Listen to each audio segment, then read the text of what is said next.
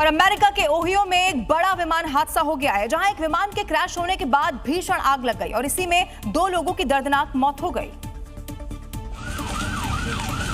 इस दौरान हादसे का मंजर इतना खौफनाक था कि लोगों में दहशत मच गई। हादसे को लेकर कोई कुछ समझ पाता उससे पहले घर में भीषण आग लग गई और आग की तेज लपटें पूरे घर को अपनी चपेट में लेती चली गई। इस दौरान घर में लगी आग देखते देखते बेकाबू हो गई और आग की लपटों के साथ आसमान में काले धुएं का गुबार उठता हुआ दिखाई दिया। वहीं इस हादसे के बाद मौके पर पहुंची फायर फाइटर्स की टीम ने कड़ी मशक्कत से आग पर काबू पाया। दरअसल एक छोटा विमान आसमान में उड़ते समय हादसे का शिकार हो गया था, जिसके बाद विमान का कुछ हिस्सा इस घर पर गिर गया। वहीं इस पूरे हादसे में 2 लोगों की दर्दनाक मौत भी हुई है।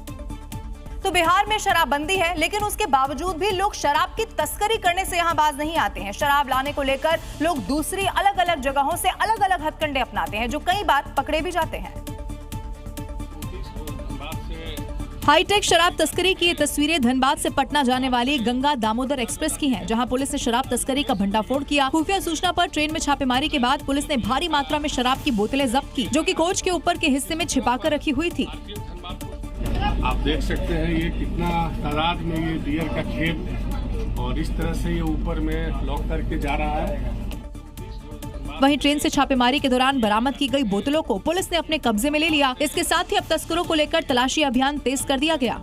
अब बात पश्चिम बंगाल की करते हैं, जहां सरकार तो बदल गई है, लेकिन हिंसा है कि थमने का वहां नाम ही नहीं ले रही है। चुनाव खत्म होने के बाद भी बंगाल सुलग रहा है। आसनसोल में उपद्रवियों ने पुलिस चौकी पर ही पथराव कर दिया और उसके बाद जमकर तोड़फोड़ की भी तस्वीरें सामने आ गई। बिखरे पड़े पत्थर इस बात का सबूत है कि उपद्रवियों ने किस तरह हिंसा फैलाई। जानकारी के मुताबिक लाउडस्पीकर की आवाज कम करने के निर्देश के बाद जहांगीर मोहल्ले में तनाव फैल गया। इलाके में भीड़ ने पुलिस चौकी में तोड़फोड़ और पथराव कर दिया। अब इसी के बाद पुलिस ने लाठीचार्ज किया और आंसू गैस के गोले छोड़े। पुलिस चौकी में कैसे सामान बिखरा पड़ा है, ये तस्वीरों में देख सकते हैं। आपको बता दें कि शुभेंदु सरकार के लाउडस्पीकर की आवाज कम करने के निर्देश पर पहले इलाके में पुलिस और लोगों से बातचीत हुई। शाम को बड़ी संख्या में लोग पुलिस चौकी पहुंच गए। भीड़ ने पुलिस चौकी पर पथराव किया, कई वाहनों में तोड़फोड़ भी की, जिसमें कई पुलिसकर्मी जख्मी हुए। इलाके में पैरा मिलिट्री फोर्स तैनात करनी पड़ी। झमेला स्टार्ट हो गया 2 ग्रुप के अंदर, तो पुलिस इन्वॉल्व हो गया, झमेला रोकने की कोशिश किया, लेकिन इस टाइम कुछ क्राउड आउटपोस्ट का तरफ पत्थर फेंका, इसमें हमारा कुछ माइनर डैमेज हुआ है। तो हम अभी सीसीटीवी देखकर कौन था इन्वॉल्व हम आइडेंटिफाई कर रहा है और इन लोगों का अगेंस्ट में एक्शन होगा। अब ग्रेटर नोएडा की फर्नीचर मार्केट में भीषण आग का तांडव कैसे देखने को मिला है, वो भी आपको दिखाएंगे, जहां दुकान से उठी एक चिंगारी ने पास के कई दुकानों को अपनी चपेट में ले लिया।